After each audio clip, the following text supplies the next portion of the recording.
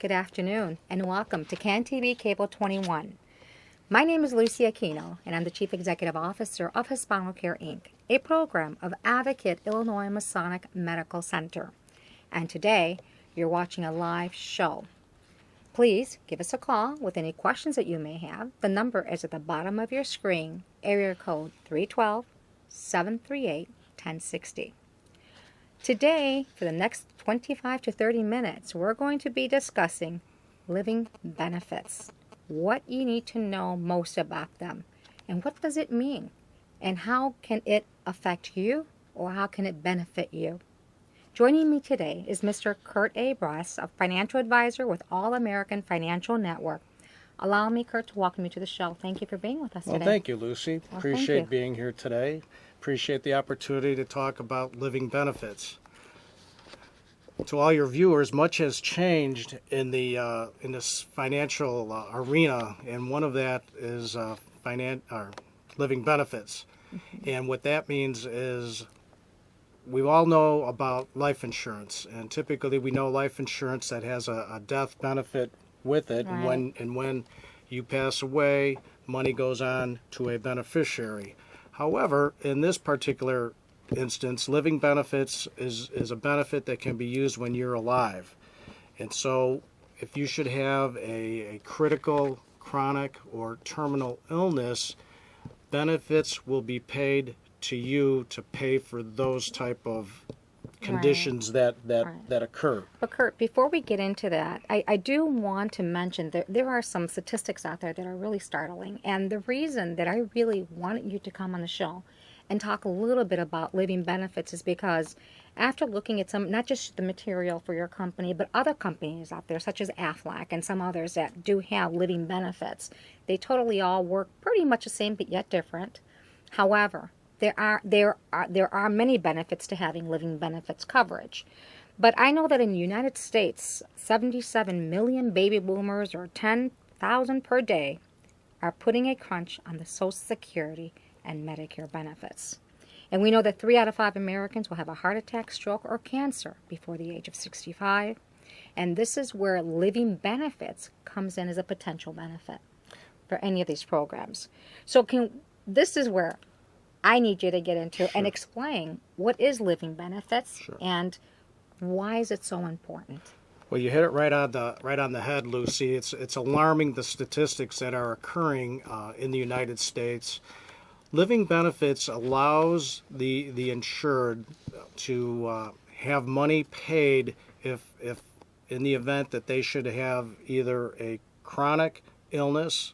And a chronic illness basically is where someone cannot do 2 of the 6 activities of daily living. Mm-hmm. And I'm sure you're familiar with the activities of daily living. Right. A chronic illness or critical illness is any one of if you have a heart attack, a stroke, cancer, you've had 3rd-degree burns, major organ failure. And then terminal illness is that if it appears that you're going to be have death within the next 24 months, right, the benefits will be paid. But what this all means to the insured is, if you don't have the ability to pay for these type of services that are needed for you to have medical care, what are you going to do? Yeah, and in addition to that, and what we're saying really, I think, Kurt, is that if you have medical coverage, I mean, there are still caps in some of these things. Mm-hmm. Does ACA or the Affordable Care Act really cover some of that? And by having this living benefit, will it help supplement that? Well, yes and no.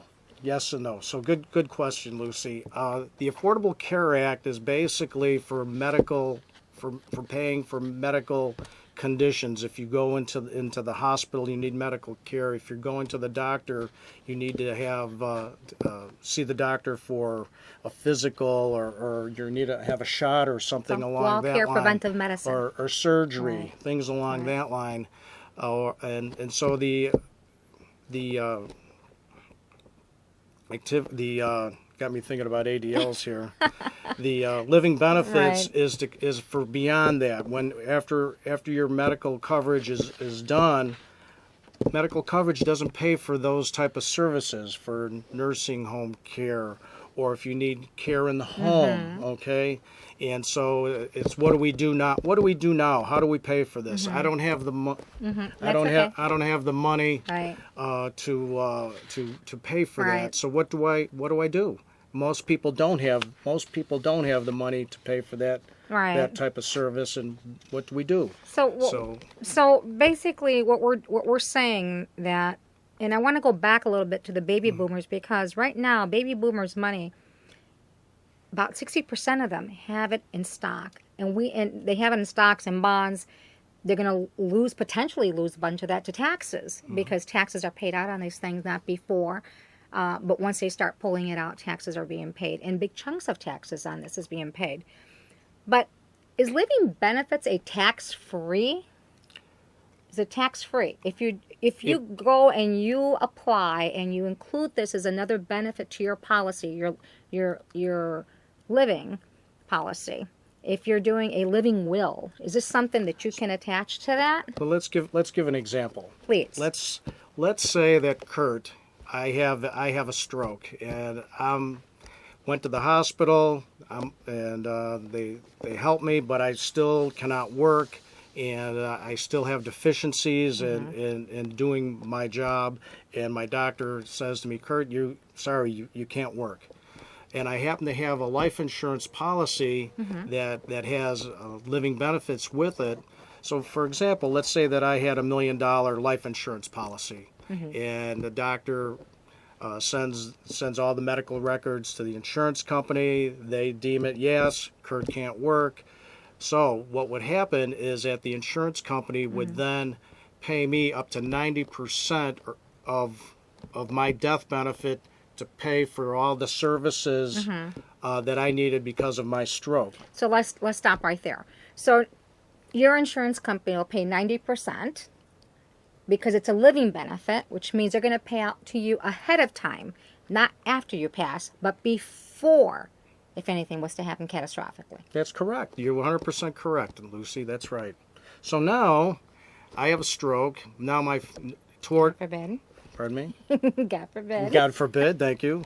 I had a stroke and I'm at home, and ordinarily, who would have the money to take care of me? Okay, typically what would happen with a family like mine, if we didn't have the money, is that we would typically put myself into a nursing home. Don't have the money, we have to spin down all of our money, sell our home to where we can then pay Medicaid for me to be in a nursing home, which if that has to be done, that has to be done.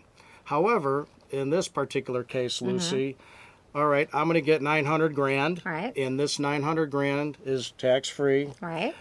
Comes to my family to take care of me. So now they have $900,000 to where now they don't have to worry about where am I going to put Kurt, how are we going to take care of Kurt.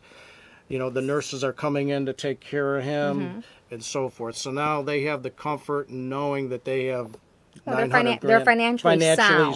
They're financially sound. So the other part of this, Lucy, which you alluded to in this particular type of policy, as I mentioned at the beginning, much has changed in the financial landscape. So in this particular instance, this type of policy, let's say as a permanent policy, where the money that I've also accumulated in it goes in is accumulating tax-free, Right. and also I have access to it without taxation as well. So you get not only a nice retirement type of plan to where your money is available to you tax-free, but in the event if I needed living benefits, that comes to me tax-free to take care of Kurt, who's at home. And it has then the death benefit. So Right. let's take now, for my example, a step further, is where $900,000 was given to me, and unfortunately, Kurt dies in 2 years. Right. I had $1 million policy, so I get $100,000, Right. in a death benefit Right. as well. So you received your 90% up front due Yes. to the illness and the catastrophic illness because you can no longer work. you don't have the means to take care of yourself otherwise, or the family doesn't have the means, and the last things family want to do is sell their homes and sell their assets. So obviously you have this rider on your policy. Is that correct? That's correct. So it's a rider to the policy that gives you the benefit of living benefits, $90,000 up front or $900,000 up front. And if Kurt passes away a couple of years later, or whenever it is, you get the remaining balance upon death. Correct. Which also helps out the family. Right. That's 100% correct. That's right. Easy to understand. Yeah. Easy to understand. But this is relatively new, and not many companies offer it. And if some companies offer it, they have limitations and so forth of how much they give out as a living benefit. Right. But most people, most insured, Lucy, are not aware of this type of benefit. And typically, at least with the type of companies that I work with, it's not an additional premium to have that benefit. Well, let me ask you this. I mean, all right, so it's relatively new. Not a whole lot is being talked about it. I mean, I know that I've seen little mentions of it here and there. I know that one of these TV stations not too long ago actually had a segment on living benefits, and a tax accountant and advisor was actually speaking about it. But what I got out of it was the idea that it's tax-free. So if you're putting this rider on there, and the idea that when you get this money, it is tax-free. Unlike, let's say, a 401k, which is taxed upon either retrieving money from there and or getting money from there. You're paying taxes. But with the living benefits, it's tax-free. And sometimes it's really hard to understand because, we're not all business people. Right. So we don't understand how it works. But it's definitely something for individuals to look at. And that's why I was intrigued by this new rider on some of these policies. It's new information. It's new information, and people should know about that. So for this particular rider, obviously, is there a large cost involved with this and adding something like this to your life insurance policy? Lucy, there's no additional cost to the insured to have this rider. It's part of the insurance policy. So there's not. So that's the policy. It includes it. It includes it. That's correct. So the patient, Yes. the individual, the insured doesn't have to worry about paying extra premium to have this. It's included in the life insurance policy. But what's interesting, and you brought it up a couple times, Lucy, is that this particular type of plan, and it's both, and we'll talk a little bit about insurance, and it all ties into what you're talking about. There's two different types of insurance out there. We have what's called term insurance, which is like renting where you live, and then you also have permanent insurance, which is like buying a house. All right. Is that the whole life or the guaranteed issue life? It's a either or. Either or? You have universal life, which is a permanent policy. You have whole life, which is a permanent policy. But then you have term, which is rent. Right. Okay. In this particular case of what we're talking about, the living benefits rider is included in both type of policies. All right. So we brought up the differences in coverages and what do they mean. So let's talk. You mentioned that term is a rent. So a term is, so you take a term policy for 20, 30 years. After that's up, you're no longer entitled to anything. Right. Is that correct? That's 100% correct. All right. So now we've got term policy, which is what most people do, is they buy life insurance and it's 20 or 30 year because the cost is less. Yes? That's correct. So you're paying less money for a policy, but after 20 or 30 years, and you're still around, the family will not receive anything. That's correct. So you're seeing you're understanding the conundrum here is that a term is for a certain term period of time, like you had mentioned, Lucy. And so here what happens. So let's say we take somebody 45 years old, says I just need term for 20 years. Okay, so they take a term policy to age 65. Here's the conundrum, which then falls right into what we're talking about, the living benefits, is that most of your living benefits, Lucy, will need to be used typically after the age of 65. Okay, so right, So right. here we are. So Okay. here we are Okay. at a juncture. Kurt is now 65. Mm-hmm. Kurt is now 65, Right.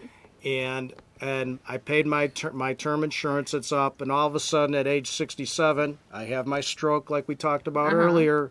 What do we do? Well, sorry. Well, what's even worse then, Kurt, is if you survive that heart attack. That's true. Then, if you survive that heart attack and you don't have the living benefit that would have helped you out if you had it, you would have been covered. You're correct. You would have been covered. So now we get back to the permanent. We talked a little bit about term, how it's just for a short period of time, not a short period, but for a period of time. Right. And then permanent is that. It's for permanent, for the rest of your life. However, you pay a little bit more for it up front, but through time, it becomes less expensive and And you can borrow against it too. And you could borrow against it. Right. And so you have that ability of not only money accumulating tax-free, you have then at the age of 65, Kurt has a stroke, I have my permanent policy, I have my death benefit, and I have my living benefits. Right. Well, I do want to remind our viewers this is an interesting conversation. If you do have questions, please give us a call. The number's at the bottom of your screen. Now, Kurt, I want to go back to term life. Yeah. I know that working out in the community, there are a lot of concerned residents out there. They want to buy insurance and they're finding it difficult because it's too expensive or because they have pre-existing conditions and things like that. But with the term policy, correct me if I'm wrong, term policy, it doesn't matter if you have a pre-existing condition, does it? Yes. It does? Oh yeah, life insurance. Much of it is determined upon your health. And permanent? Is also determined upon your health. So if So- someone has diabetes, for example, it's a pre-existing condition, are they going to be covered? Most I want to say patients. Most insureds will get covered. However, depending on the severity of the diabetes, if it's type 1, type 2, if it's controlled, if it's type 2 controlled, typically you can get coverage. There may be a rating, there may not be a rating, but typically you can get coverage. So Yes. someone, even with those particular diseases, can probably still get guaranteed issue life insurance or permanent insurance. They can get issued life insurance. That's correct. With the living benefits. So it's still interesting because we come back to that term part of it. I want to go back because you have individuals now who are purchasing life insurance for the first time. They're in the ages in the 40 and 50 brackets, which means that if they get that 20 year and you're 50, you're terming out at 70 if you last that long. If you last that long. However, statistics have pointed out that most people that have term insurance, it doesn't pay out because by the time the term is over, they're living, and typically what happens. So let's take me for example. I'm now at 65. My term policy has expired, and I'm like, what do I want? What do I want do? If I want Your term policy has expired. and my term policy has expired, and I'm 65. What do Okay. I want to do? What's your next step, Kurt? There's a couple things. Is either A, I can continue on, but what happens is that term, as you get older, gets more expensive. Okay. So the older you get, the older- premium is higher. Yeah, the premium is higher, and so typically now, let's say I'm at 75 years old. Typically, you cannot buy term insurance at 75 years old Right. because I'm too old. So even at 65, if you bought term, you could only buy that 10 year, or you can No, buy you for can buy 30 you or can buy whatever for it is. 20 You can years, still. 10, 20 it's that you years. just cannot purchase it at 75. Right. That's Period. correct. Okay. That's correct. Now, Interesting. if I had any advice to give anybody, is you want to start earlier in buying term or any type of insurance, whether it's term or permanent. I recommend permanent because there's a lot of other benefits that go with that versus the term, but sometimes finances get in the way of having someone determine whether I can afford a term or whether I can afford permanent. But I always recommend starting at a young age because it's cheaper for you to buy. Okay, and when you say, well, it's less expensive when you buy it earlier in age, and usually that's locked in, correct? That's I mean, correct. that monthly premium will stay locked in. So if you start at an earlier age and you end up paying, and this is just an example hypothetically, you're paying $9.95 a month, you're going to continue to pay $9.95 a month until such a time that you no longer need it. That's one way of doing it. Or- Or there's a couple other ways. And one of the other products out there, still a permanent product called a universal life or index universal life, where it gives you flexibility in premium. Sometimes some people, about money, finances. Sometimes money gets in the way. Let's say one year I'm doing really good, and the next year I'm having a more difficult year. Okay, I'm going to pay a little bit less. And then the next year, doing real good, pay a little bit more. So it gives you a little bit more flexibility, but it gives you the ability to have permanent insurance for in the future. So, Kurt, let me ask you, if I'm an individual looking for life insurance, whether I've never had it or I am looking into obtaining, what suggestions or recommendations would you give someone looking for the first time Sure. or for someone who's reviewing their current policy in order to include the living benefit that they probably don't have? Well, one of the first things is to see if your policy does have living benefits. That's just pull your policy out and it'll tell you if you have living benefits with it or not. And most probably out there don't have it. So one of the next things of taking a person, Lucy, who is new in determining whether I should buy insurance or not because I'm in the business, but it's because it's the right thing to do for your family. Right. It's the right thing to do. And so one of the things you look at is income. Is typically you look at 5 to 10 times your income of using life insurance as a way to replacing income. That's one way is looking at that.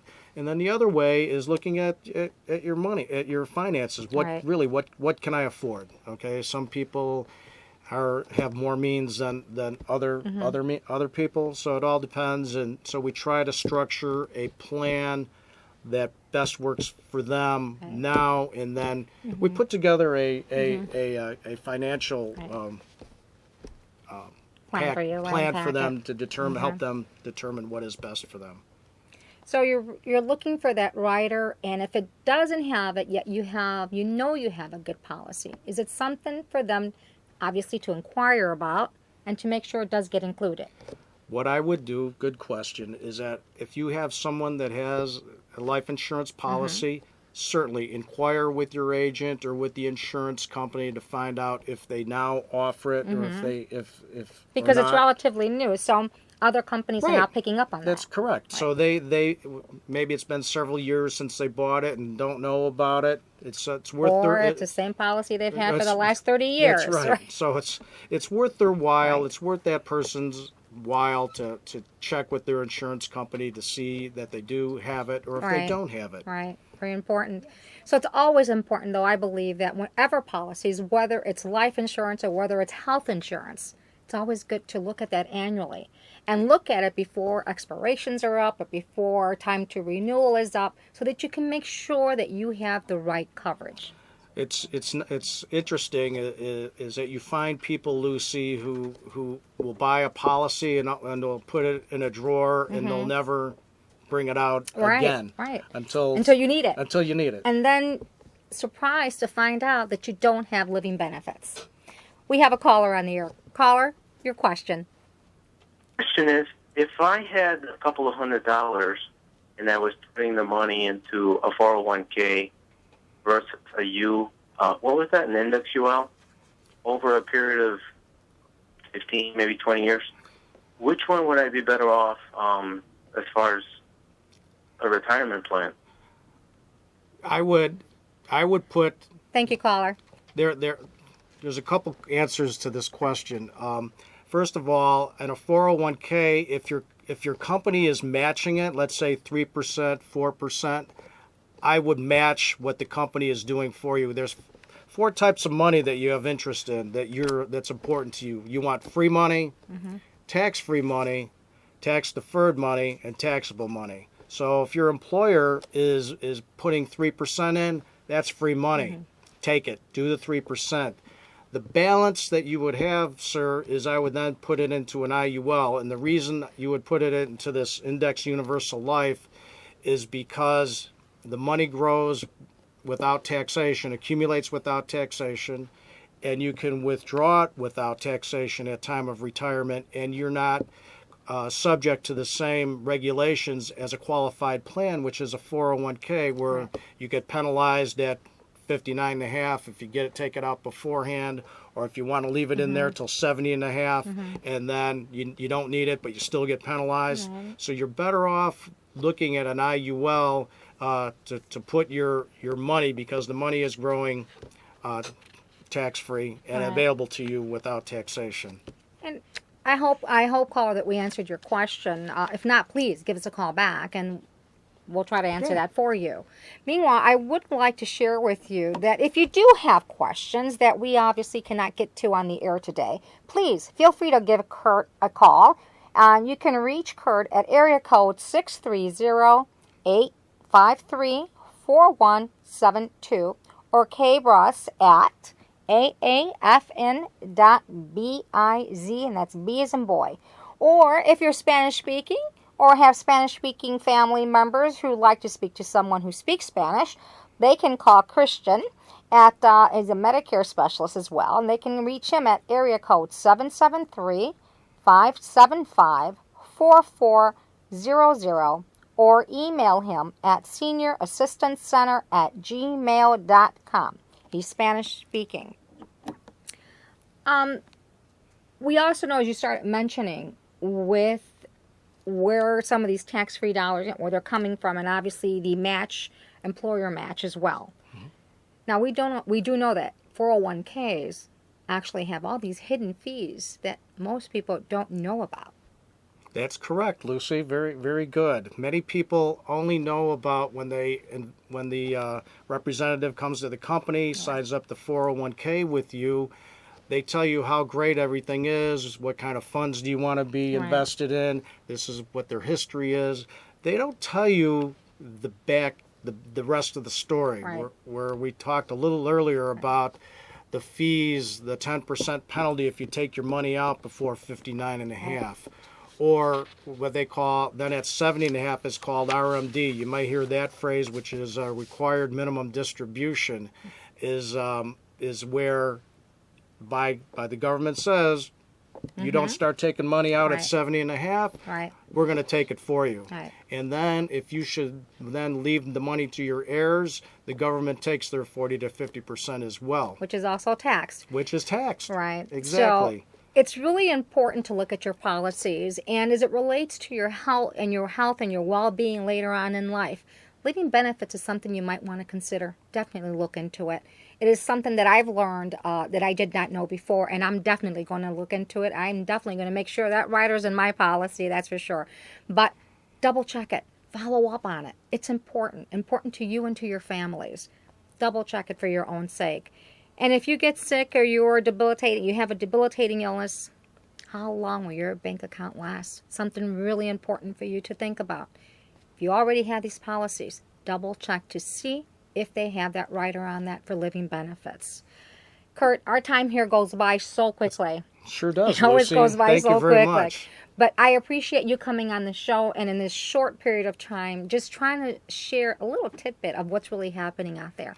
But for me, it's about the health part of it. Well, we tried to cover as much we can in a little bit of time, and I hope we're able to help some of the viewers with some helpful information and helping them with financial decisions in their life. Now, we know we couldn't answer it. But once again, if you have any questions, viewers, please feel free to call Kurt. You can reach him at area code 630-853-4172. Or you can reach Christian at 773-575-4400. Again, Spanish speaking, should you need to have someone who speaks Spanish and to answer your questions. Again, end of our show. Love to have you back. I'd love to Look come forward back. to seeing you back real soon. So on behalf of my colleagues at Hispanocare, a program of Advocate Illinois Masonic Medical Center, to your good health, Kurt, thank you so much for coming on the show and allowing us to share this information with you. Until next time, we look forward to seeing you. Please stay tuned. A lot more information coming your way. Important. And we'll see you next time. Have a good afternoon. Bye-bye.